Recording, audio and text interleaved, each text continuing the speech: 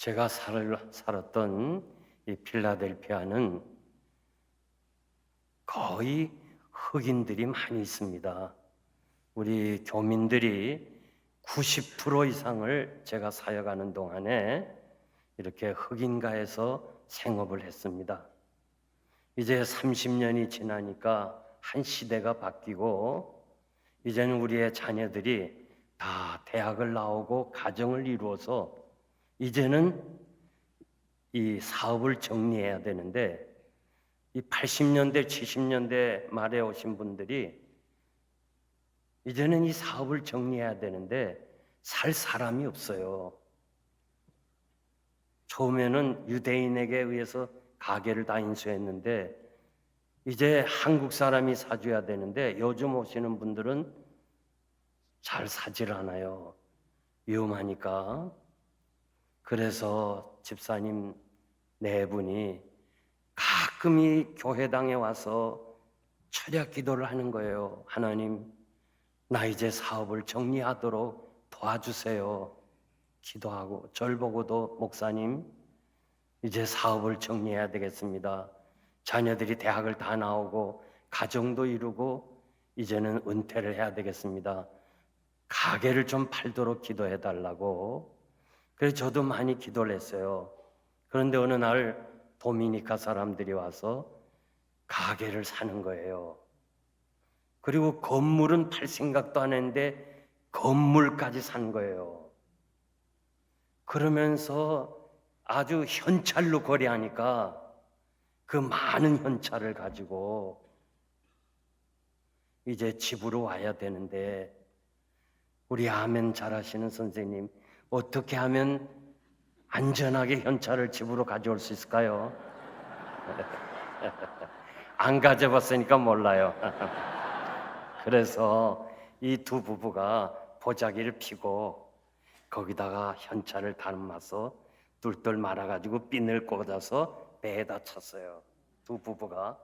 그리고 잠벌을 입었어요. 그러니까 누가 나를 죽이지 않으면 배송할 수가 없어요. 그래가지고 건물과 가게를 팔았으니까 현찰이 많잖아요.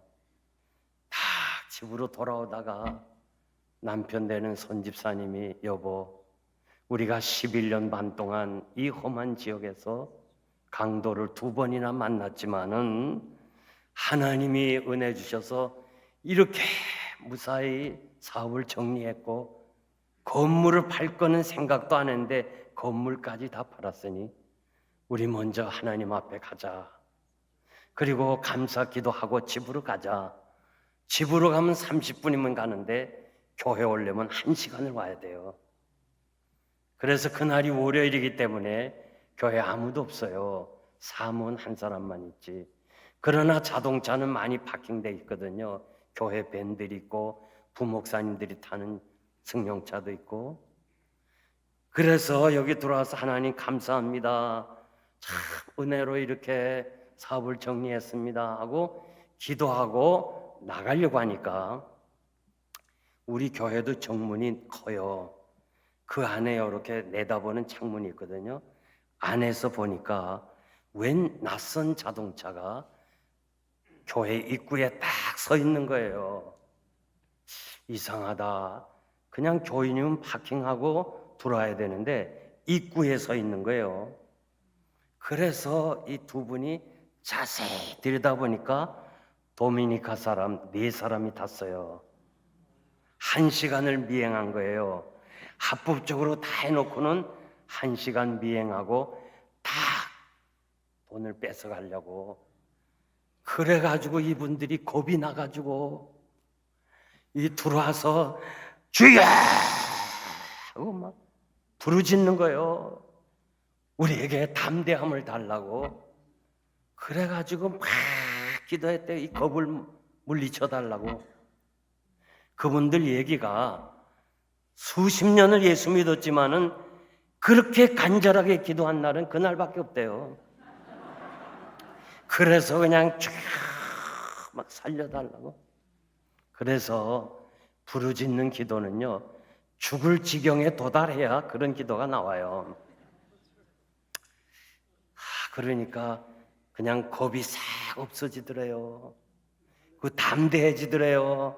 그래서 부부가요, 이렇게 정문을 비컴하게 여는 게 아니라 왜 서부 영화 보면 쫙 여는 거 있죠? 이 두 사람이 두 문을 쫙 열고 딱 서서 꼬라봤대요. 이렇게 딱. 니들이 우리를 1시간을 미행했어? 그러면서 아주 다 보는데 도망가라고 이렇게 협박식으로 꼬라봤는데 움직이질 않더래요. 그 순간에 또 겁이 나잖아요. 그래서 다시 문을 닫고 확딱 들어왔대. 그리고는 안에서 들여다보니까 싹 도망을 가더래요. 경찰을 부르는 줄 알고요. 이건 제 생각이에요. 그래서 이 집사님이요, 절 보고 이래요. 목사님이 교회가 중요하다는 거를 참으로 많이 말씀 전했는데 무슨 소리인지 이해를 못했대요. 오늘이야 비로소 알았다는 거예요. 만약에 우리가 좋다고 집에 가는 날에는 다 뺏기지 않았으면 죽었을 거라요. 이 사람들이 아주 각오를 하고 서로 합작을 한 거거든요. 그래서 그저 너무너무 교회가 중요하고 오늘 교회가 없었더라면 우린 죽었다고 그렇게 얘기를 하잖아요. 칼빈을 향해서 우리가 하나님을 아버지라고 부르면 어머니 누구냐고 물을 때 내가 섬기는 교회라고 그랬습니다. 교회를 여러분 어머니처럼 섬기시길 바랍니다. 교회는 축복의 통로입니다. 건물이 아닙니다. 여러분들에게 은혜 주시기 위하여 하나님이 세우신 주의 몸이라고 말씀을 드렸습니다. 에스겔이 지금 포로민으로서 그는 환상을 보았습니다. 성전 문지방에서부터 생수가 흘러내리는 거예요. 에스겔은 25살에 바빌론의 포로가 되고 30살에 선지자의 그 사명을 받는데 그는 그발 강변에서 생수가 흘러내리는 그 놀라운 광경을 보았는데 그 생수가 오른쪽으로 흐르더라는 거예요. 모든 축복은 교회를 통해서 이루어지고 그리고 말씀대로 순종하는 사람에게 하나님이 축복하시는 줄 믿습니다. 사랑하는 성도 여러분, 여러분들이 하나님께서 분명히 베델교회를 통해서 여러분들에게 축복하시는데 누구에게 축복하느냐? 말씀대로 순종하는 사람을 축복하시는 거예요. 그래서 제가 부탁을 드리는데 최소한의 2가지는 철저하게 해야 돼요. 오늘 저녁 참석한 여러분들은 하나는 주일을 거룩하게 지켜야 돼요. 주일까지 낭비하면 안 돼요. 주일까지 다 탕진하면 안 됩니다. 주일은 하나님 앞에 거룩하게 지키고 하나님이 원하시는 뜻을 이루어가는 거예요. 제 아내가 약사입니다. 약사인데 필라델피아에서 약사가 귀하기 때문에 그 시절에 공부를 안 해도 시험만 치면 약사 면허를 줬어요. 그래서 그 당시에 28명이나 되는 한국 약사가 공부를 했는데 시험 치는 날이 주일입니다. 그래서 우리 둘이 앉아서 여보, 당신이 수고했는데 우리가 주일까지 범하면서 시험을 칠 리가 있겠니? 그만두자. 당신이 수고했지만은 그만두자. 그래서 주일 성수하기 위해서 그만뒀더니요. 제 아내가 그 약사의 면허를 얻으려는 거는 목사님이 개척할라 힘들지, 공부할라 힘들지, 목사님이 공부할 때까지만 내가 약사로 근무하겠다고 그렇게 1년 동안 원각사에서 공부를 했습니다. 그런데 그것이 딱 우리가 그만두니까 하나님께서 교회를 부흥시키는 거예요. 제가 여러분 제 체험적으로 말씀드리는데 반드시 어렵고 힘들지만은 우리는 하나님 앞에서 주일을 거룩하게 지키시기를 바랍니다. 주일도 까먹고 일주일 내내 장사하고 교회도 안 나오는 사람, 제가 벌써 40년을 살잖아요. 다 뒤돌아보면요, 남는 게 없어요. 남는 게 없어요. 그러나 주일을 거룩하게 지키고 아이들과 같이 예배를 드리면서 그렇게 신앙생활한 사람은 지금도 행복하게 사는 거예요. 또 하나는 11조를 드려야 돼요. 저는 중학교 1학년 때 태학을 맞았어요. 등록금을 안 낸다고. 그리고 고학을 했습니다. 야간을 다니면서 힘겹게 공부를 했어요. 그리고 고등학교 때는요, 땅을 팠습니다. 그 당시 일이 없으니까. 혹시 장승배기를 아는 사람 계세요? 상도동? 예, 여기 몇 분 계세요. 그러니까 있어요, 이게 장승배기라는 데가. 거기에 이 땅을 팠어요. 하수도 상수도 놓느라고. 일당을 주는데 그거 받고 야간 고등학교를 가서 공부하고 집에 돌아오면 우리 어머니가, 용거라, 너 오늘 얼마 벌었니? 예, 2,000원 벌었습니다. 200원은 네 돈 아니야. 하나님의 것이야. 하나님께 드려. 정말 아까웠어요. 제가 하루 종일 땅 파고 얻은 일당인데 우리 어머니가 아까운 걸 알아서 내가 그런 걸 알고, 용거라, 하나님이 돈이 없어서 그런 게 아니야. 너 반드시 하나님이 축복하신다. 너 아까워하지 마. 저를 11조를 훈련시켰어요. 그랬더니 하나님께서 저를 풍성하게 축복해 주고, 아마 은퇴하신 목사님 중에서 저만큼 여유 있게 사는 사람이 드물 거예요. 어머니의 약속이에요. 하나님의 축복의 약속이에요. 우리 청년 하나가요, 대학을 나오고 뉴욕에 취직을 하고 연말에 저를 찾아왔는데 수표 하나가 왔어요. 10,000불을 11조 내겠다는 거예요. 내가 너무 놀래서, 야, 너 어떻게 10,000불을 11조 내니? 그랬더니, 아, 목사님이 가르쳐 주지 않았습니까? 그래. 저는 목회하면서요, 난 철저한 게 하나 있었어요. 교회 성장은, 교회 부흥은 내 노력이 아니고 당회가 아니고 하나님이 축복하셔야 된다는 걸 알았어요. 그래서 철저하게 성도의 기본 생활을 실천하고, 주일 성수 11조 못한다면요, 제가 세례를 안 줬습니다. 그러니까 이 유아 세례 받은 아이들이 와잖아요. 그러면 너 11조 낼래? 그러면, 아이고 목사님, 난 잘 모르겠습니다. 그래, 미안하지만 너는 내년에 받자. 그리고 11조 내겠습니다. 그래, 오늘 너는 세례를 받을 수 있어. 이렇게 가르쳤어요. 그랬더니 이 학생이 그래요. 아, 목사님이 가르쳐 주지 않았습니까? 여러분 한번 생각해 봐요. 연말에 보너스 10만 불 받았다고 10,000불을 수표 11조 낼 수 있어요. 아, 그래서 제가, 야, 대단하다 하면서 설교 시간에 이 청년에 대해서 얘기를 했어요. 이 젊은이가 10,000불을 가지고 11조 냈다 하니까 제 설교가 방송을 타가지고 델라오에 계시는 의사 장로님이, 세상에 젊은이가 10,000불을 내다니, 오늘 이민사회에서 이런 청년이 있나? 이건 뭐 틀림없다. 이거는 내 딸을 주겠다. 그래서 변호사 딸을 얻었어요. 결혼했어요. 야, 그 이듬해 20,000불을 가지고 왔어요. 그러면서 목사님, 10,000불은 영생교회 내고 10,000불은 자기 뉴욕에 다니는 교회 내면 안 되겠냐 그래요. 그래라. 그리고 축복 기도를 해줬어요. 그 다음에 3년째는요 30,000불을 가져왔어요. 야, 그래서 제가요, 우리 이민 1세가 버는 돈하고 2세들이 버는 돈이 다르구나, 그걸 느꼈어요. 우리 1세들은 30,000불이 어디서 나와요? 11조를. 목사님, 만불은 영생교회, 만불은 자기 나라는 교회, 만불은 선교사님한테 보내면 어떻겠습니까?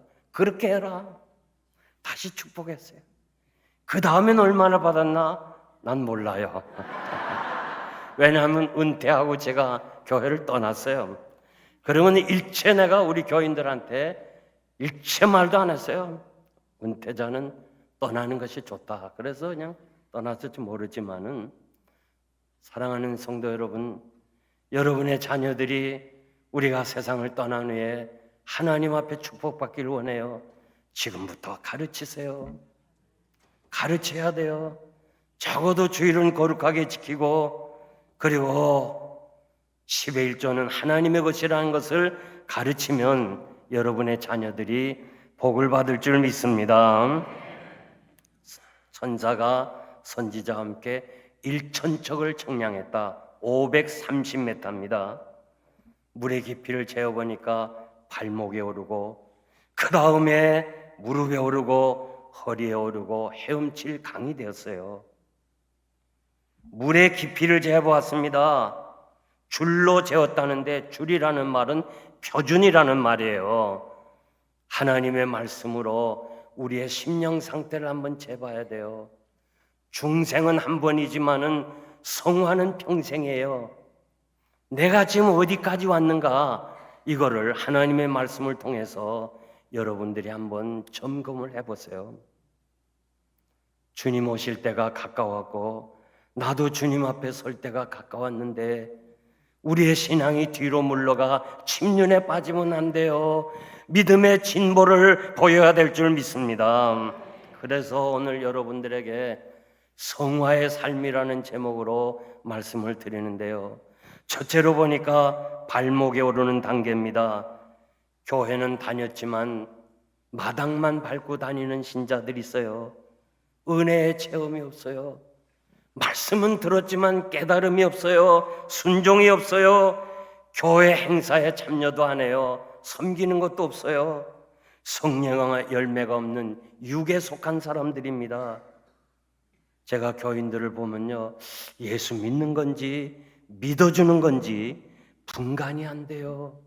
어떤 사람은 그냥 목사를 위해서 교회 나오는 사람이 있어요. 안 나오면 그 전화하고 신방 오니까 그게 귀찮아서 나가야지. 그런 사람들도 있어요. 사도행전 26장 28절 이하에 보니까 바울이 압송을 해서 이 베스도 총독이 로마로 데려갑니다. 주변에서 보니까 이 사람은 로마까지 가서 심판받을, 재판받을 죄인이 아니거든요. 그래서 혹시나 사면의 기회를 얻을까 싶어서 아그리빠 왕 앞에 세웁니다. 왕이요, 난 잘못이 없습니다. 난 아무 잘못이 없습니다. 유대인의 관계를 통해서 내가 이렇게 억울하게 잡혀가니 나를 좀 구출해 주세요. 구원해 주세요. 이렇게 말해야 되는 게 정상인데, 그 자리에서 바울은 왕이요, 나와 같이 예수 믿고 행복하세요. 내가 이렇게 붙잡혀 있는 것을 제외하고는 나는 너무 행복한 사람입니다. 왕이요, 예수 믿고 행복하세요, 나처럼. 그러니까 바울이 그 행위에 대해서 베스도가 바울아, 바울아, 내가 미쳤니? 내가 미쳤어. 내가 제정신이니? 예수님도 미쳤다는 얘기를 들었습니다. 여기서 미쳤다는 말은 이성을 잃고 정신없는 그런 사람보다는 한 가지 일만 생각하고 그것에 몰두하고 그것을 즐기는 사람을 가리키는 거예요. 남들은 이상하게 생각하고 저 사람 예수밖에 모른다, 참 안 됐다, 이해할 수 없다, 그렇게 생각할 수도 있지만은 예수밖에 모르는 사람은 행복합니다. 아멘 하는 사람만 복 받으세요. 여러분들이 지금까지 신앙생활하면서 누군가가 여러분에게 너 예수에게 미쳤니? 너 예수에게 미쳤니? 이런 말 한번 들어봤어요? 우리 크리스찬이라는 말은 belong to Christ, 그리스도에게 속한 사람, 그리스도를 따르는 사람이라 그 말이에요. 이 세상은요, 가만히 보니까 미친 세상이에요. 나이 드신 분들은 다 나와 같이 그렇게 똑같이 볼 거예요. 야, 이 세상이 미친 세상이구나. 우리 어린 시절에는요, 옷감이 질이 나빠가지고 자꾸 찢어졌어요. 특별히 그 무릎이 많이 나갔어요. 그래서 저는 작은아버지 집에서 더부살이 하는데 옷이 찢어졌다고 옷 사달라 그럴 수 있어요. 그래서 무릎이 자꾸 나가서 교실에 앉아가지고 두 손을 남부끄러워서 무릎에만 대고 있었어요. 그런데 요즘 보니까 전부 찢어진 옷 입고 있어요. 이야, 나는 유행을 앞서간 사람이에요. 예. 어차피 미친 세상일 바에는 예수에게 미치시길 바랍니다. 하나님은 라우디아 교회를 향하여 내가 내 행위를 아는데 차지도 아니하고 덥지도 아니하고 미지근하여 내가 토해내겠다고 그랬어요. 열심을 내라고 말씀합니다. 열심을 내야 돼요. 어느 이 곤충학자가 개미들이 부지런히 일하잖아요. 그저 왔다 갔다 하는데 특수 카메라와 컴퓨터를 이용해 가지고 도대체 개미들은 얼마만큼 열심히 일하는가를 연구조사했더니 15%만 정식으로 먹이를 위해서 바빠요. 먹이를 날르느라고. 85%는 덩달아 왔다 갔다 해. 덩달아. 이 교인도 보면요, 15%만 일하고 85%는 덩달아 왔다 갔다 해.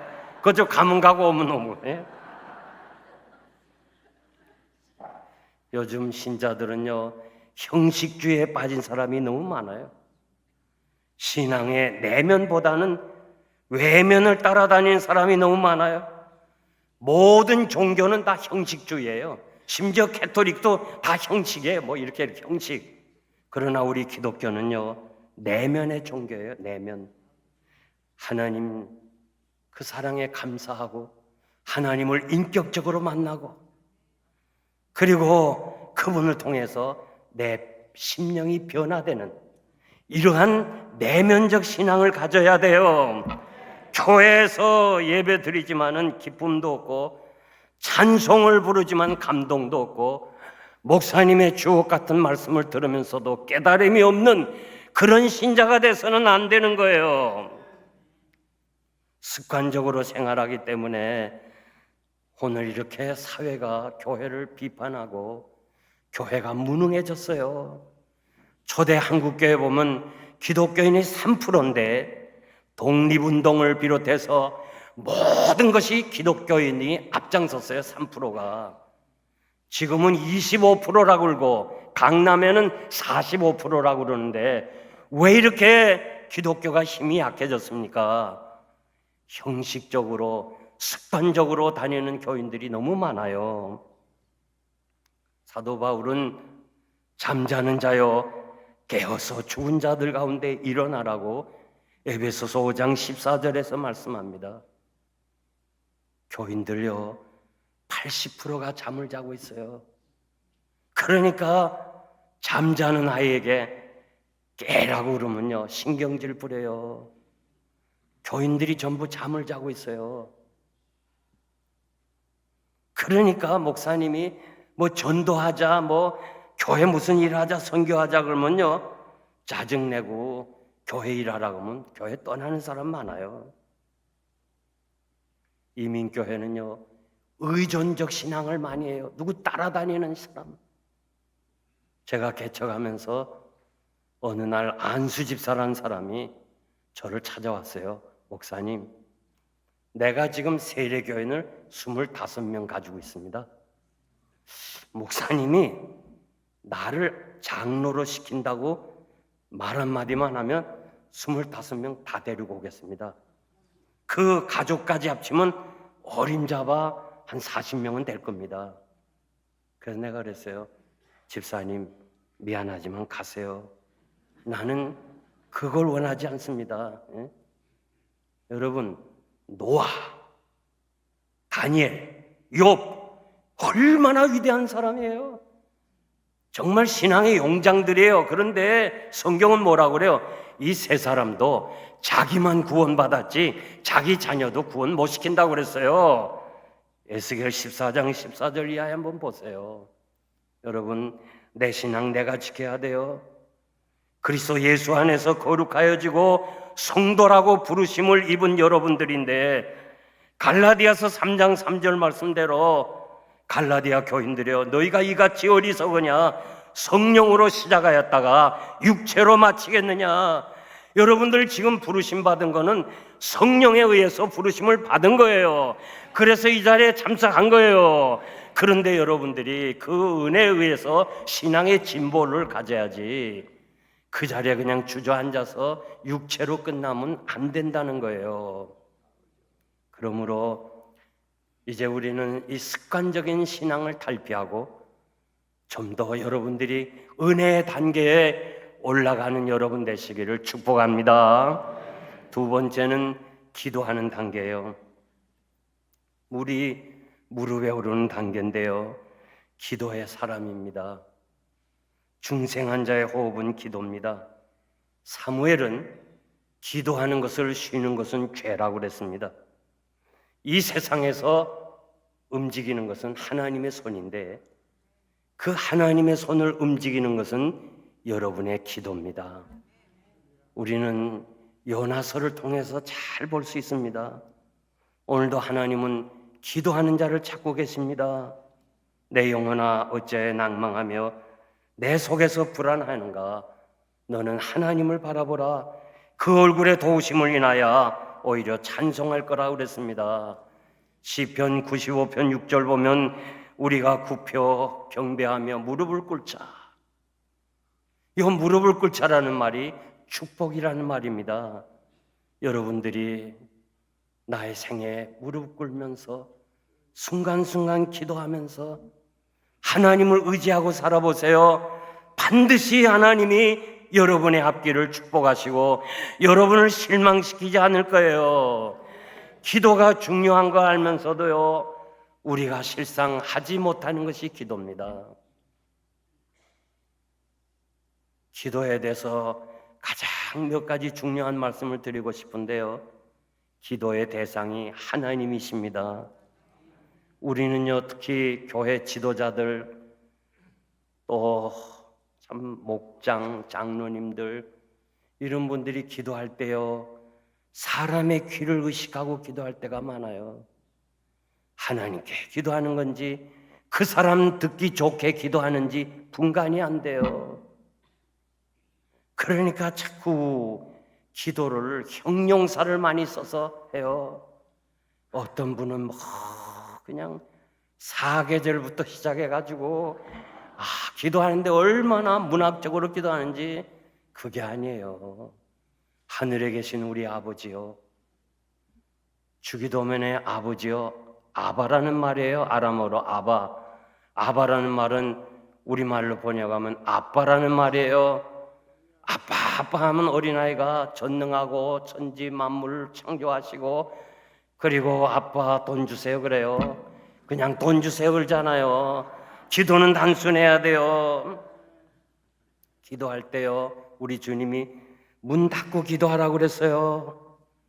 너희가 기도할 때 문 닫고 은밀하게 보시는 하나님께 기도하라. 수넴 여인이 귀한 아들을 잃어버렸어요. 그래서 엘리사를 찾아가잖아요. 엘리사가 죽은 아이를 안고 방으로 올라가서 문을 닫았어요. 그리고 기도했어요. 아이를 살렸어요. 요바에 계시는 다비다가 죽었어요. 베드로를 청했어요. 오셔서 좀 살려달라고, 기도해달라고 할 때 그냥 주변에 과부들이 모여가지고, 베드로 선생님, 이 다비다가 우리 위해서 이렇게 옷을 많이 만들어줬어요. 너무너무 좋은 분이에요. 살려주세요. 살려주세요 할 때 베드로가 뭐라고 그랬어요? 우리 합심해서 기도합시다. 그러지 않고 다 나가세요. 나가세요. 문 잠그고 베드로는 기도함으로 다비다를 살렸어요. 제가 80년에 미국에 왔는데요. 그때는 곳곳에 공중전화가 있었어요. 그래서 전화를 걸려고 공중전화 열려 있더라고요. 그래서 들어가서 딱 보니까 전등은 있는데 스위치가 없어요. 아무리 양벽을 봐도 없어. 그래서 어두워서 수첩을 꺼내서 전화번호를 찾으라고 보니까 지나가는 백인이 너 뭐 하냐 그래. 그래서 야, 이 전등은 있는데 스위치가 없어서 내가 글자가 안 보여서 그런다니까 문 닫으라 그래. 문 닫으라고. 그래서 전화 박스 문을 닫으니까 불이 들어오는 거예요. 여러분들이 할 것은 하세요. 할 것은 하세요. 여기 의사 선생님도 계시는데, 약사들도 계시는데, 감기까지 그냥 다 기도해서 나으려면 의사는 어떻게 살아요? 어떻게 살아요? 할 건 하세요. 그냥 기도 안 하고 하세요. 그런데 이제는 사람이 고칠 수 없는 한계점에 도달했어요. 이제는 암으로 이제는 견딜 수 없는 거예요. 그럴 때 의학이 못한다. 의학으로 아는 것보다 모르는 게 더 많아요. 질병이. 이제는 의술로 할 수 없습니다 하면 기도해야죠. 기도할 때는요, 문 닫고 기도해야 돼. 다 끊어야 돼. 히스기야가 무슨 돈이 없어요, 의사가 없어요, 약이 없어요, 죽을 병이라고 하니까 벽을 향하여 기도했잖아요. 하나님만이 하실 수 있습니다. 여기에 기적의 역사가 일어나는 거예요. 이건 제 자신이 체험을 했기 때문에 그렇습니다. 제가 목회하면서요, 이젠 이거 안 되는 거예요. 의사들도 속사정을 얘기하는 거예요. 우리 이제 더 이상 못합니다. 그러면 제가요, 집사님, 이제는 우리가 문 닫자. 우리 같이 기도하자. 뭔가 하나님의 뜻이 있겠지. 그런데 끝까지 매달렸다가 결국 고생하고 세상 떠나는 걸 봤어요.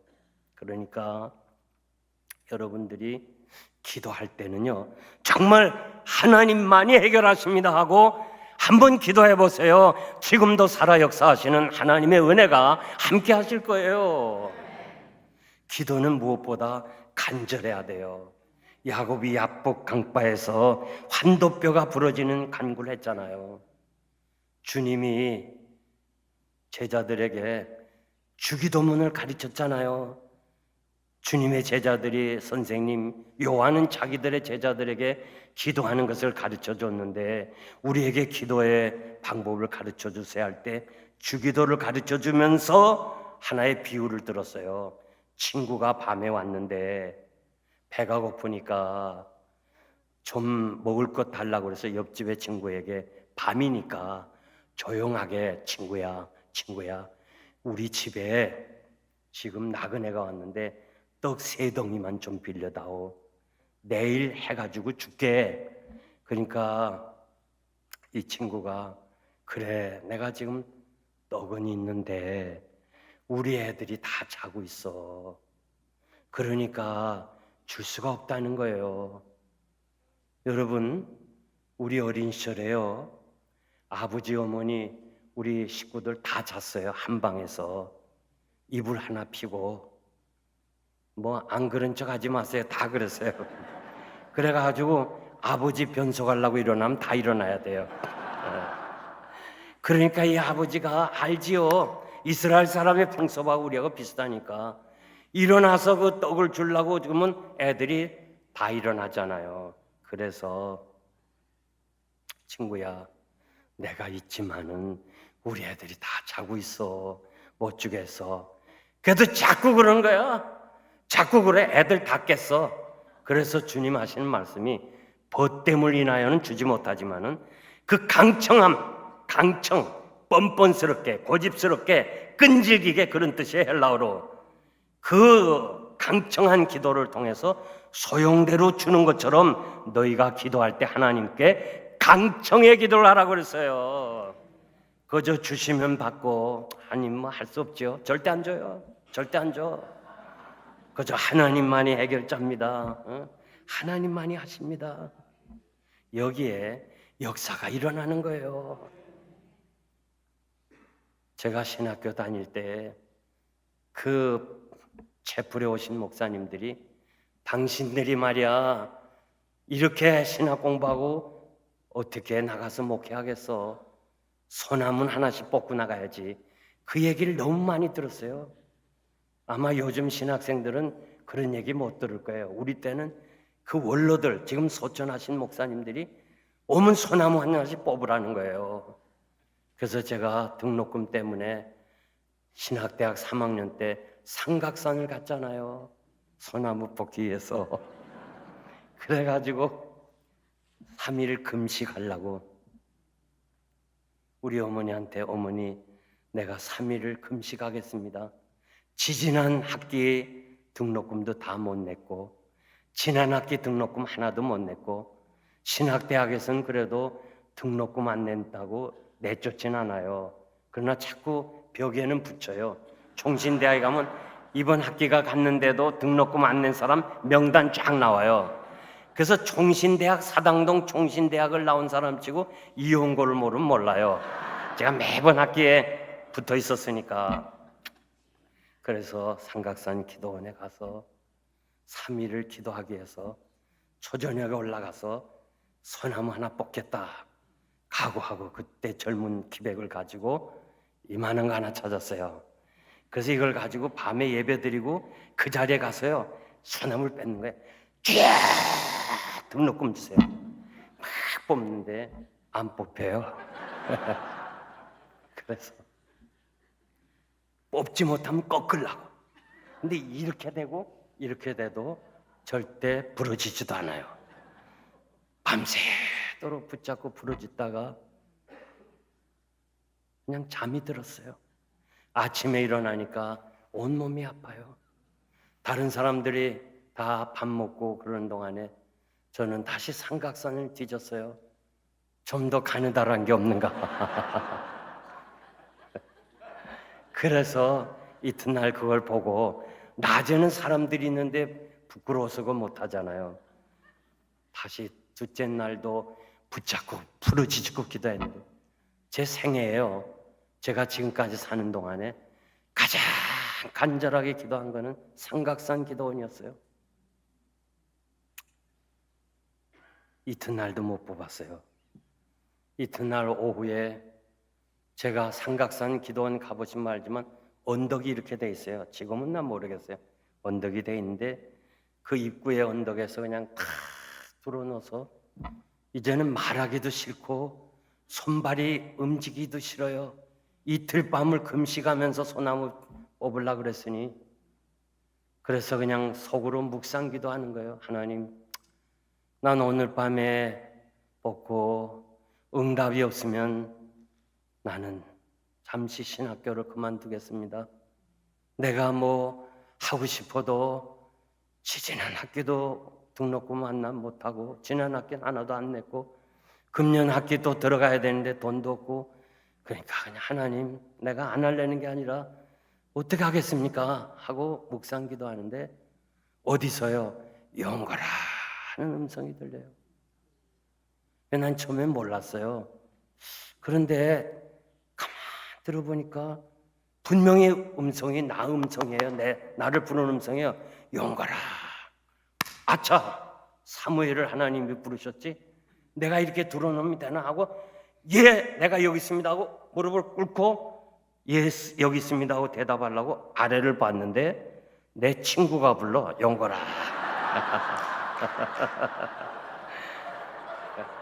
아, 그래서 난 너무 실망했어요. 야, 하나님이 부르신 줄 알았는데 우리 친구가 부르는 거예요. 그러면서 내려오라는 거예요. 영거라 내려오라. 나는 그냥 3일을 작정했으니까 내려갔다 올라오기도 힘들고 또 실망을 했어요. 내가 모처럼 하나님의 음성을 듣는 줄 알았더니 우리 친구가 불러가지고 그래서 나는 그냥 올라오라. 그러더니 오더니 영거라 내가 네 등록금을 대줄게 그러잖아요. 참 이런 때는 아멘이 나와야 되는데 그래서 아니 네가 내가 여기 있는 거 어떻게 알았냐? 같이 우리 신용산교에서 성장했는데 얘는 일찍이 사업을 눈을 떠서 전화 교환소를 했어요. 나이 드신 분 알지만 우리나라 전화가 귀할 때 하월곡동에서 전화기 10대를 사가지고 마을 집마다 꼽는 거 아시죠? 그런 걸 했어요. 그래서 가입금으로 5만 원을 받았는데 그 5만 원 가입금을 받았는데 밤에 잘 내니까요 귀에서 자꾸 연골이 갖다 주라 연골이 갖다 주라. 나는 삼각산에서 소나무 잡고 하나님이 그 음성. 난요 정말 하나님이 체험하시지 않았으면 내가 이 자리에 서지 못할 거예요. 그래서 이 친구가 아무리 하지만 그 시절에 5만 불은요 큰 돈이거든요. 총회신학대학에 등록금이 3만 5천 불인데 3만 5천 원인데 큰 돈이잖아요. 근데 아까우니까 줄 수가 없어서 그냥 그날 밤 소리가 들려도요 그냥 이 친구 안 준 거야. 근데 낮이 되니까요 소리가 안 들리더래. 난 낮에는 기도 안 했거든요. 아 이튿날 되니까 또 밤에 잘래니까 또 귀에서 소리가 나는 거예요. 귀에서 소리 나면 못 잡니다. 그래서 이틀을 못 자고 우리 집을 찾아온 거예요. 연골이 어디 갔어요? 걔가 삼각산에 등록금 때문에 갔다. 얘가 너무 좋아갖고 하나님이 나를 그렇게 하시구나. 막 달려서 삼각산 올라오니까 내가 꼭대기에 드러나 있었거든요. 올라갔다 내려오면 힘드니까 내려오라고 그랬고. 그래서 제가요 3일 작정 기도했지만은 사실은 작정이 중요한 게 아니더라고요. 하나님 앞에서 얼마나 간절한가. 내 일생 지나온 날 뒤돌아보면 그날 이틀 동안 삼각산에서 소나무 못 뽑았지만은 그거 붙잡고 밤새도록 실험했던 그 기도를 하나님이 들어주신 거예요. 그러므로 여러분 어떻게 하든지 하나님 앞에 강청의 기도를 하시길 바랍니다. 하나님이 응답하지 않으면 난 못 삽니다. 여기에 하나님께서 여러분의 기도를 응답해 주실 줄 믿습니다. 기도는요 반드시 응답이 있어요.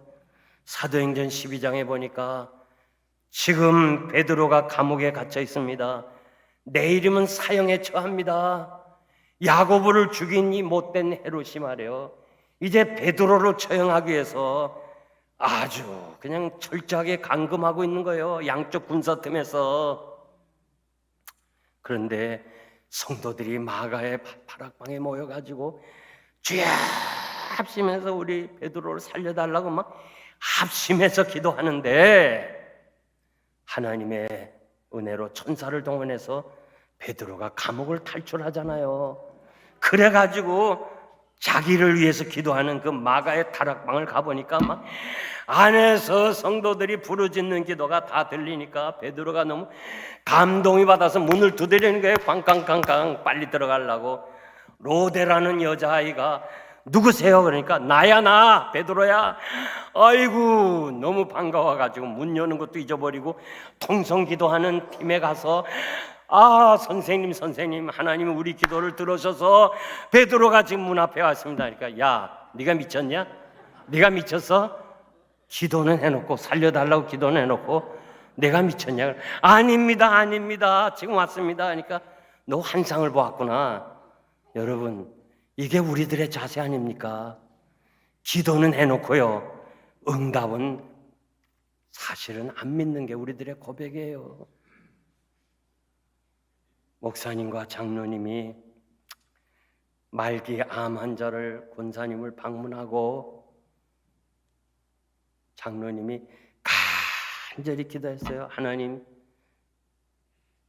하나님께서 축복으로 광선을 바라셔서 이 권사님 낫게 해달라 간절히 기도했어요.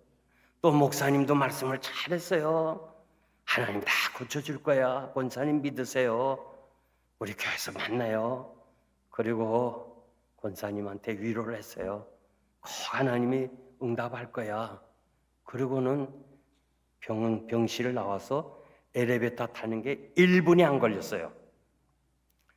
엘리베이터 속에서 목사님과 장로님이 이렇게 얘기를 해요. 아무래도 죽겠죠. 아무래도 죽겠죠. 그렇게 기도해놓고 그렇게 말씀 전해놓고 믿지 않는 거예요. 여러분, 제가 꼭 말씀드리는데요, 내가 이 체험을 했는데요, 우리의 기도는 하나님이 다 듣고 계셔요. 언제인지 모르지만은 가장 좋은 때에 하나님이 응답해 주실 거예요.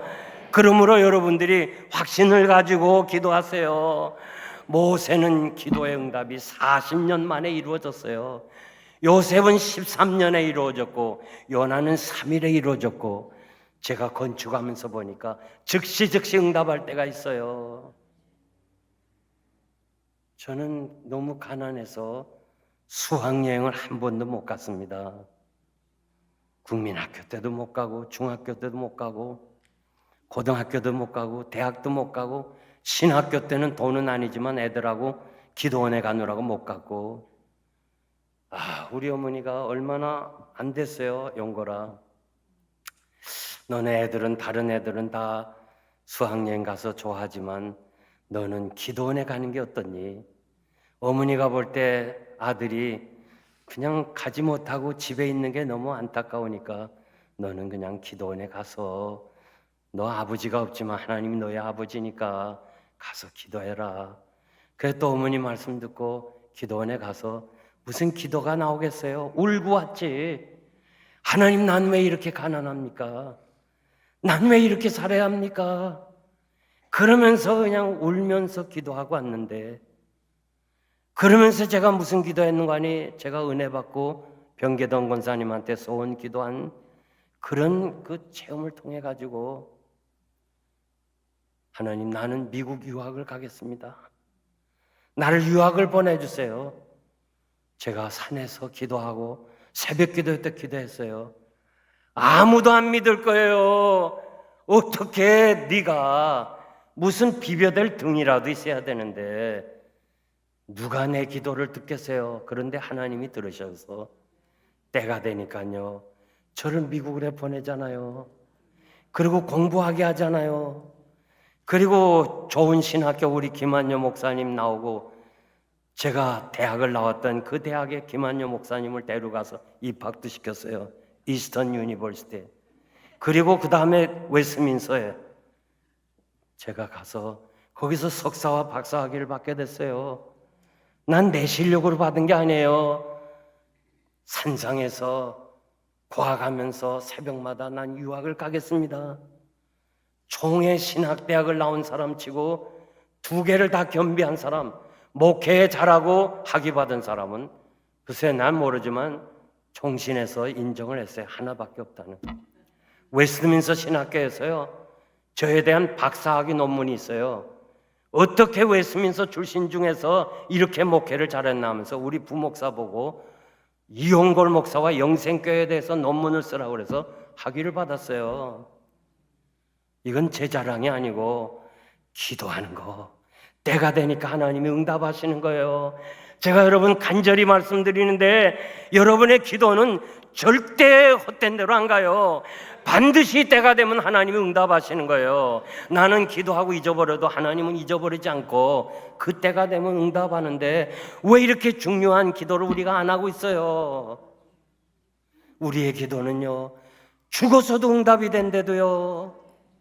제가 교회를 한국교회에서 섬기는데 어머니가 마지막 임종을 가까우면서 아들아, 아들이 하나밖에 없어요. 아들아, 너 내 자리를 채워다오.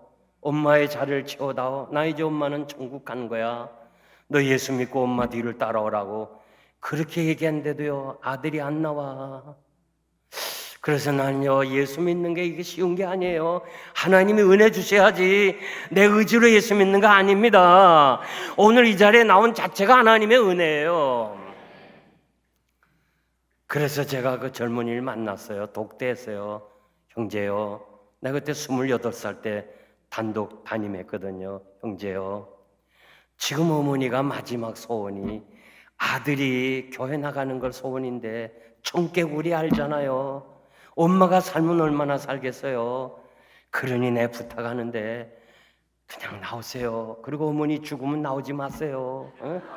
내가 잘했는지 못했는지 몰라도요, 할 수 없이 그렇게 얘기했어요. 어머니 난 며칠 못 살 것 같더니 어머니 마지막 가는 길에 한번 교회 나오고 얼마나 좋아요 어머니가. 그리고 어머니 세상 떠나면 교회 나오지 마세요. 그래도 안 나와요. 돌아가신 지 6개월 만에 나왔어요. 내가 하도 이상해서 아니 형제요 왜 이렇게 교회 나왔냐니까 그 시절에는 차임을 울렸어요. 차임. 옛날엔 종을 치다가 차임이 있는데 차임이 울 때마다 어머니 음성으로 들리는 거예요. 아들아 교회 나가라. 아들아 교회 나가라. 그래서 교회 나왔다는 거예요. 그래서 제가 그때 깨달았어요. 우리의 기도는 죽은 후에도 응답이 되는구나. 여러분 기도 많이 하시기를 바랍니다. 다음에 허리에 오르는 단계입니다. 에베소 6장 14절 보니까 진리로 너희 허리띠를 띠라고 그랬어요. 전신 갑주를 입으라고 그랬습니다. 악한 날에 능히 대적하고 모든 일을 행한 후에 서기 위함이라고 그랬는데 사탄과 싸우기 위해서 제일 먼저 무장하는데 진리로 허리띠를 띠라. 여러분들이 싸움을 하게 되면 허리띠를 띠잖아요. 허리띠. 형사들이 죄인 잡으면 뭐예요? 먼저 허리띠 벗기잖아요. 이 허리띠가 힘이거든요. 그래서 디모데후서 4장 3절에 4절 보니까 마지막 때는 사람들이요 바른 교훈 하나님의 말씀을 받지 아니하고 귀가 가려워서 진리에서 돌이켜 허탄한 이야기를 쫓으리라. 요즘 참 안타까운 것이요 목사님들이 허탄한 이야기를 좋아해요. 그냥 세상 돌아가는 이야기들, 그저 연속극 이야기들, 그냥 거룩한 이 강단에서 세상 이야기만 해요. 그러면 또 사람들이 좋아하는 거예요. 계시록 2장 7절 보니까 귀 있는 자들은 성령이 교회들에게 하시는 말씀을 들을지어다. 여기 귀 없는 사람 없잖아요. 다 있잖아요. 그런데 말씀을 듣는 귀가 따로 있어요. 에레미야 6장 10절에 보면요 참 우리가 생소한 말씀이 나오는데 귀가 할례 받지 못하여 하나님의 말씀을 듣지 못한다. 이 귀도 할례를 받으라고 그랬어요. 이게 뭔가 성경은 성경으로 해석해야 되는데 사도행전 7장 51절에 보니까 스데반이 마지막 설교하는데 완고한 백성들, 그 스데반의 순교적인 마지막 유언적인 메시지를 듣지 않는 저들을 향해서 너희들이 귀가 할례 받지 못한 사람들이라 그랬어요. 이 말씀을 연결해 보니까 완악해서 목사님의 말씀을 듣지 않는 사람은 귀가 할례를 받지 못했다는 거예요. 솔로몬이 1000번제를 드렸잖아요. 그래서 하나님이 내가 네게 무엇을 주길 원하냐 할 때 말씀을 듣는 귀를 달라고 그랬어요. 말씀을 듣는 귀를 달라. 우리 하나님이 너무너무 귀해서 구하지 아니한 모든 것을 주었어요. 여러분 정말 우리가 말씀이 우리 귀에 들어와야 돼요. 그래야 믿음이 생기는 거예요. 믿음이 하루아침에 뚝 떨어지는 게 아니고 말씀을 듣고 아멘 아멘 아멘 할 때 우리 속에서 역사가 일어나는 거예요. 그러므로 우리가 믿음이 생기면요 가만 앉아 있을 수가 없어요. 역사를 해야 돼요. 저 타코마에 가면 모든 미군 부대가 지금 경제 사정이 안 좋아서 이렇게 미국의 네이션와이드에 흩어졌던 미군 캠프들이 가능한 한 자꾸 모여요. 타코마에 지금 많이 미군 기지가 와서 거기에 국제 결혼한 커뮤니티가 약 15,000매지 2만 명의 한국 여성이 있어요. 그런데 참 행복한 사람도 있지만은 불행한 사람도 있는데 몇 번 자살을 하려고 그랬어요. 그러다 안 됐는데 남목사님이라는 분이 개척하는 2년째 전도를 받고 교회 들어왔어요. 목사님이 따뜻하게 대해주고 교인들이 따뜻하게 대해주고 말씀을 들으면서요 은혜를 받으니까 그냥 봉사하고 싶은 거예요. 그런데 제일 하고 싶은 것이 찬양대 하고 싶은데 실력이 없어서 찬양을 못하는 거예요. 그러면 좀 내가 참 주일학교도 봉사하고 헌금도 하고 싶은데 아무것도 없어요. 그래서 이분이 몸으로 봉사하는 거예요. 강대상 닦고 피아노 닦고 성찬상 닦고, 물론 미국 교회죠. 미국 교회 불려보니까. 근데 그날 이 미국 교회 장로님이요, 교회 저 뒤에 와서 기도하는데 한국 여자가 자꾸 그냥 강대상을 기쁨으로 노래하면서 닦는단 말이에요. 이상하다 하고 물끄러미 쳐다보는데 자꾸 기침을 많이 기쳐요. 아, 감기가 왔구나. 이분은 지금 타코마에서 4개나 약국을 하는 부자 장로님이에요. 그래서 자매님, 왜 이렇게 우리 교회 강단을 닦아요? 자기 과거 얘기를 다 하는 거예요. 내가 몇 번 자살을 하려다가 예수 믿고 은혜 받고 이제 정말 섬기려고 하는데 아무것도 없어 난 이거 합니다. 아, 그래요? 근데 감기가 온 것 같은데 약을 좀 갖다 주면 안 되겠습니까? 감사합니다. 약을 받았어요. 그리고 또 이 장로님이 또 낮에 기도하러 또 왔는데 또 이분이 또 강대상을 닦아요. 그래서 자매님, 지금이 점심시간인데 같이 우리가 점심을 먹으면 안 되겠습니까? 예, 감사합니다. 햄버거 집에 갔어. 그래서 이 여자는 한국말로 기도하고 장로님은 또 미국말로 기도하고, 그리고 그 다음에 여자가 자꾸 두리번거려 뒤를 보고, 자매님 지금 뭘 봅니까? 글쎄요, 이상해요. 내가 기도하는데 피아노 웨딩 마치 소리가 들리더래. 딴따하더란 그 웨딩 마치 소리 알잖아요. 그게 들리더란 거야. 근데 장로님 귀에도 들린 거예요. 이 장로님은 왜 가끔 교회 오느냐? 아내가 소천해서 좋은 아내 주세요. 그리고 기도하러 오는 장로님이요. 시간 끌 거 있어요. 시간 끌 거 있어요. 분명히 하나님께서 두 사람에게 어쩌면 피아노도 없는데 웨딩 마치 소리를 들리는 거예요. 지금도 하나님은 살아계셔서 여러분의 모든 것을 살피시는 거 믿어야 합니다. 그래서 이분이 결혼을 했어요. 세상에 사람 함부로 볼 게 아닌 것이요, 하루아침에 이 여자가 밍크 코트에다가 다이아몬드 반지에다가 캐딜락을 타고 타코마를 다니니까 국제 결혼한 커뮤니티 여자들이 이야, 쟤는 어떻게 출세했냐 이거야. 쟤는 어떻게 해서 성공자가 됐냐니까 글쎄 쟤는 강대상을 닦다 성공했다 이거야. 그래서 사람들이 그해 200명이나 들어와서 강대상 닦겠다는 거예요. 여러분, 제가요 참 말씀드리는데요, 주를 위해서 섬긴 것만이 남아요. 선한 사마리아인 알잖아요. 선한 사마리아인 누구예요? 예수님 아니에요? 주막주인 누구예요? 우리들이에요. 여러분들이 강도 만난 사람, 불쌍한 영혼들 위해서 여러분들이 수고하고 섬기면 반드시 하나님이 축복하세요. 히브리서 6장 10절에 보니까 하나님은 불의치 아니하사 너의 행위와 이미 그 이름으로 나타낸 사랑으로 섬긴 것과 이제도 섬긴 것을 잊어버리지 아니하신다. 저는 이 아름다운 교회에 와서요, 이게 그냥 우연히 생긴 겁니까?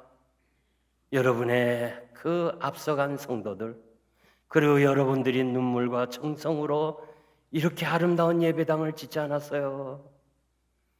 그래서 우리 교회 젊은이들은요, 우리 노인들을 절대 마음속으로라도 무시하면 안 돼요.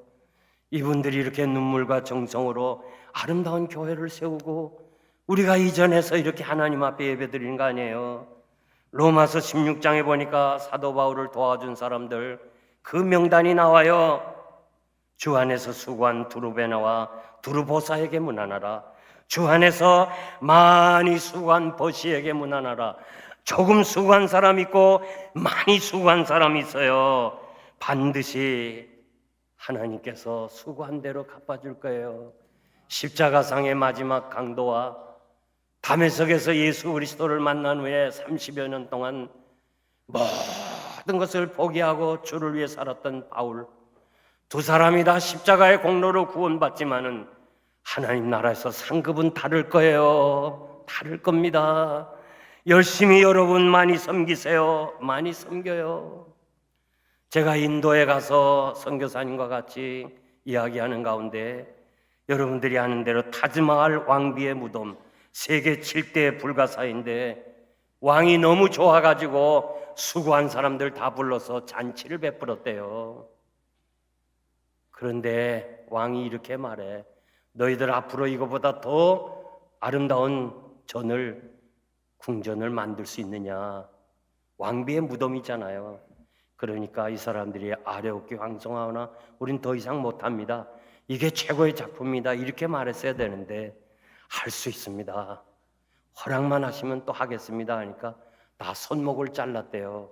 더 이상 이렇게 아름다운 것을 짓지 말라고. 세상 일들은요 다 헛되고 헛돼요. 그러나 주의 일 한 것만이 남는 거예요. 정말 제가 여러분들에게 말씀드린데요, 많이 많이 섬기세요. 때가 오기 전에, 너는 쉬라고 하기 전에 여러분들이 교회를 위하여 섬긴 것만이 남는 거예요.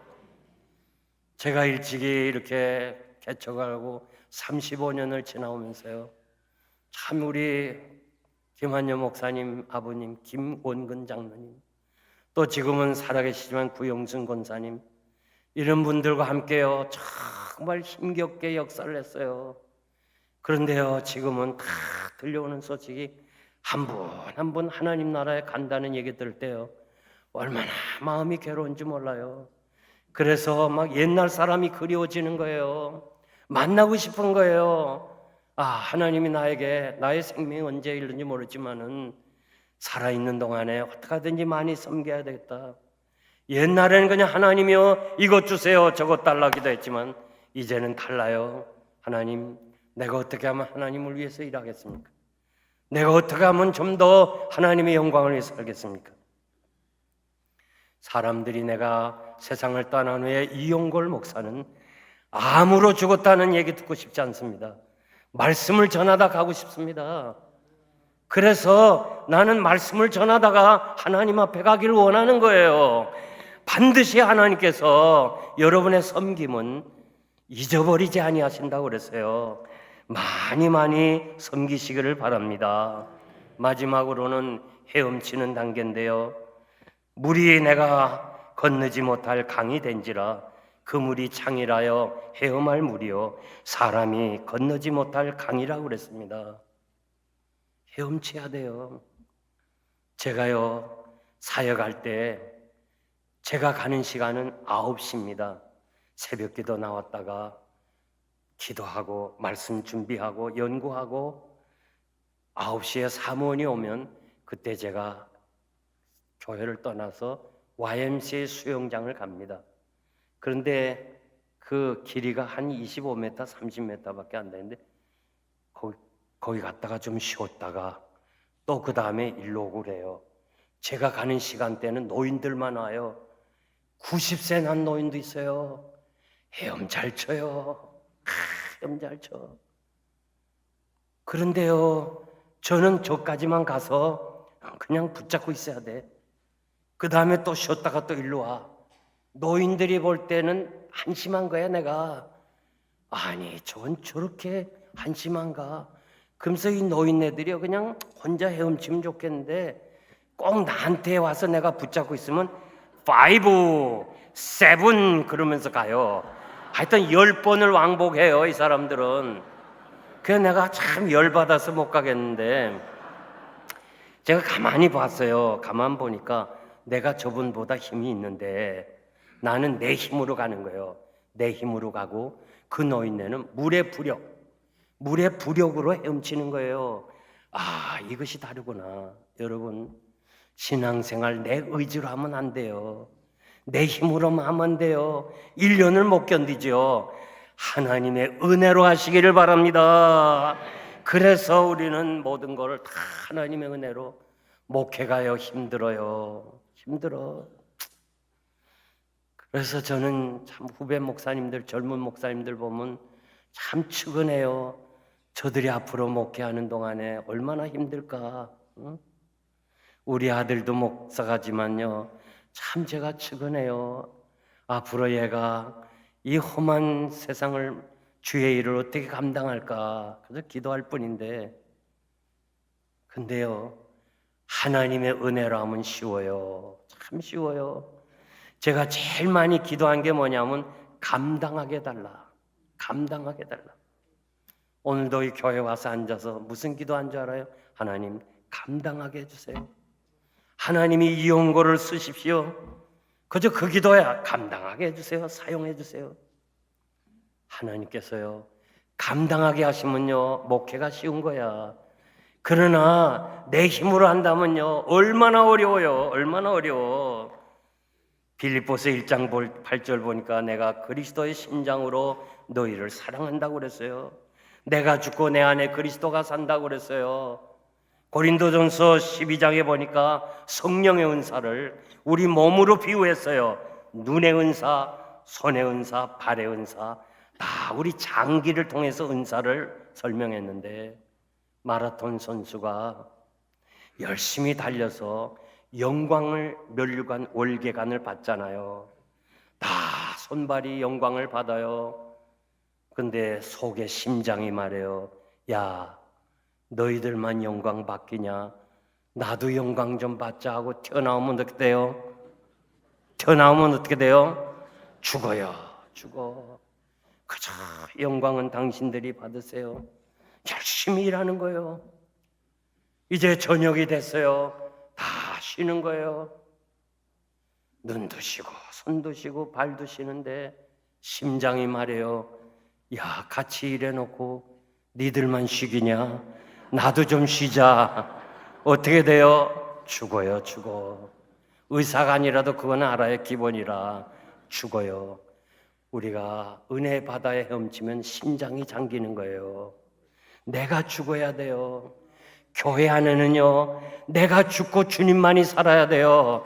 이 교회가요, 방해온 비롯해서 모든 사람은 다 종의 자리로 내려가고 우리의 자아가 부서져야 되고 깨어져야 되고 주님만이 주가 되실 때 하나님이 영광을 받으시는 교회가 되는 거예요. 제가 오래전에요, 초청을 받고 이제 한국에 부흥회를 가는데, 그때는 김포에 내렸어요. 김포에 내렸는데 그때 약속을 전화로 했어요. 공항에서 목사님을 영접하겠고 피켓을 들겠다고. 그래서 딱 내렸는데 아무도 이 피켓 들고 있는 사람이 안 보여요. 환영객은 많고. 그래서 할 수 없이 가운데 섰는데도 누가 사인을 안 보내고, 그래서 그냥 이렇게 한 바퀴 돌고 다시 들어오니까 좀 사람들이 많이 가고 환영객이 얼마 안 남았는데, 딱 그 한 사람, 키가 작은 사람이요, 어쩌면 요만한 사이즈에 썼어요. 이용걸 목사 환영. 야, 그래가지고 제가 그 앞에 가서 목사님, 제가 이용걸 목사입니다 했더니 그래, 제가 이용걸 놀랜단 말이에요. 이상하다. 보통 보면 뭐 얼마나 피곤하십니까? 또 얼마나 참 수고하셨습니까? 이러면서 뭐 참 사랑으로 대하는 게 상식이거든요. 하더니 그냥 이분이 그냥 가는 거예요. 그 어떻게 나도 따라가야지. 그 다음에 자동차 안에서도 아무 소리 안 해요. 그리고 집회하는 동안에 계속 보면은 긴장 속에 있어. 긴장. 마지막 금요일 저녁 집회를 다 끝냈어요. 그때 나보다 나이가 한 20세 더 나신 분인데 제 손을 잡고 다 90도 각도로 절을 하면서, 목사님 죄송해요. 용서해 주세요. 목사님 좀 기분 나쁘셨죠? 아니요, 뭐 그런 건 아니지만 공항에서부터 억소리 하시고 그 다음에 목사님 하시는 일이 참 좀 부자연스럽습니다. 그래요. 우리 교회가 7년을 부흥회를 안 했대요. 그런데 7년 전에 오신 목사님이 처음에 딱 강단에 설교하러 나와서 여기 수석 장로 일어나라 그러더래요. 근데 그분이 장로에 나와. 그래서 이 사람이 나왔대요. 이 목사님이 내려가서 오른편 발을 딱 때렸어요. 그러면 어떻게 해야 되죠? 왼쪽으로. 이런 분들이 장로님 돼야 되는데 그런데 왜 때려? 왜 때려? 요즘요 한국교회 장로님들이 그런 사람이 없어요. 오른편 반 때리면 이게 목사님 이쪽도 때려주세요. 막 교인들이 박수치고 막 이게 죽이 맞는데 한 대 때렸는데 왜 때려? 그러면서 결국 집회가 끝났어요. 하여튼 요즘 장로님들이 이상해졌어요. 왜 때려? 돈 줘서 보내. 그래서 그냥 이 강사는 그냥 한마디만 하고 사례금 받고 가버렸대요. 그 다음부터 당에서 다시는 집회 안 한다. 딱 결의했대요. 7년이 지났는데 자꾸 성도들이 부흥회 하자고 그러니 당에는 안 된다는 거야. 하면 목사님한테 왜 안 하기로 했는데 하느냐고. 그래서 수소문을 했어요. 들었어요. 필라델피아에 계시는 이용골 목사라는 사람이 있는데 그분은 그런 일 안 한다. 그래가지고 테이블 들었어요. 테이블 다 들었는데 뭐 나와 뭐 그런 말이 없었거든. 됐다. 이제 됐다 생각. 그래도 불안한 거예요. 그래서 또 수소문해갖고 또 다른 교회 한 것도 또 들었어요. 거기서도 뭐 수석 장로 나와 그런 말이 없거든요. 됐다 싶어서 당회 열고 이용골 목사님을 부흥강사로 청하였다니까 당회원들이 아니 목사님 안 하기로 결정했는데 왜 하실래요? 하면서 못하게 하더라는 거야. 그러니까 이 목사님이 사표를 썼어. 나도 목사지만요 대단한 결정이에요. 사표를 쓰고 이번에 오신 목사님이 7년 전에 오신 목사님 같이 똑같이 하면 나 사표 받으세요. 자기 사표를 걸고 나를 청한 거예요. 대단한 거예요, 이 사람. 나 같아도 그거 하기 힘들어요. 뭐 강사 안 하면 했지 자기 목회를 걸었잖아요. 그래가지고 장로님들도 안 오는 거예요. 싫다고 그러니까 혼자 나오신 거예요. 나와서 막 정말 흥분도 되고 기대도 하고 그러는데 나를 척 만나는 순간에 7년 전에 오신 목사님하고 똑같이 생겼더래요.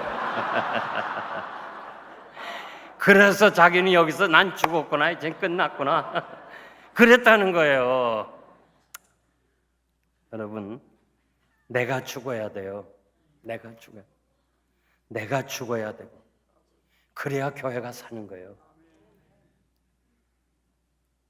헤엄치면 내 어깨가 잠기는 거예요. 내 몫의 대인 십자가를 지고 가는 것이 가장 은혜 바다에서 헤엄치는 거예요. 신앙의 최고봉이 뭐예요? 나는 죽고 내가 십자가 지고 가는 거예요. 교회가 어려울 때 내가 십자가 지는 거예요. 십자가는 억지로 져도 은혜가 되는 거예요.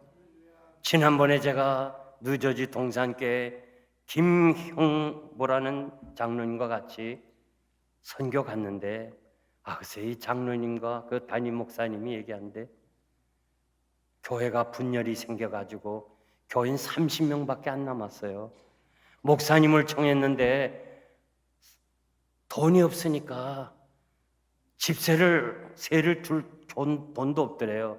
그래서 장로님이 목사님 미안해요. 우리 교회가 이러니까 그냥 우리 집에 사세요. 자기 집을 내놓고 자기들은 아파트로 갔다는 거예요. 야, 내가 그 얘기 듣고 그 담임 목사님과 그 장로님 있고 제가 같이 있었는데 야, 훌륭하다. 훌륭해. 난 목회하면서요. 나보다 다 신앙이 좋은 사람 많아요. 그거 다 간증하려면 시간이 없어서 못하는데요. 그런 사람이에요. 십자가 지는 거예요. 그러면 장로님 지금 어떻게 됐어요? 목사님한테 물었더니 글쎄 집이 6개나 된대요. 아무도 안 놀래는군요. 이야 정말 난 여러분들이 안 놀라는 게 이상해요. 그래서 집이 6채나 된다고 목사님이 나한테 얘기하잖아요. 이 장로님이 6채가 됐다고. 얼마 전 또 플로리다에 겨울에 가서 살려고 또 거기도 집 한 채 샀어요. 야.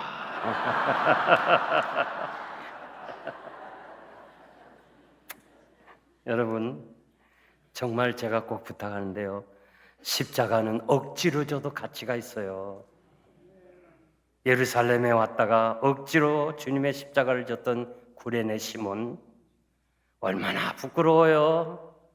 얼마나 부끄럽겠어요. 그러나 그것 때문에 초대교회 위대한 하나님의 사람이 되었고, 그의 아내는 사도 바울의 믿음의 어머니가 되었고, 그의 아들 루포는 바울의 협력자가 되었어요. 저는요, 개척하고 35년 동안 정말 수고하신 분들, 자기가 가진 거 다 하나님 앞에 내놓고 섬기고 봉사했던 분들, 지금 한 분 한 분이 가셨어요. 그런데 남는 것은요, 그들이 섬겼던 교회들 있잖아요. 16,500평 땅에다가 파킹장이 560대, 그리고 우리 교회는요, 계단이 하나도 없어요. 여긴 계단이 좀 있더라고. 근데 영생교회 계단도 하나도 없어요. 그렇게 아름다운 교회가 성도들이 눈물과 정성과 희생으로 섬기다 갔는데 하나님 앞에서 해같이 빛날 거예요.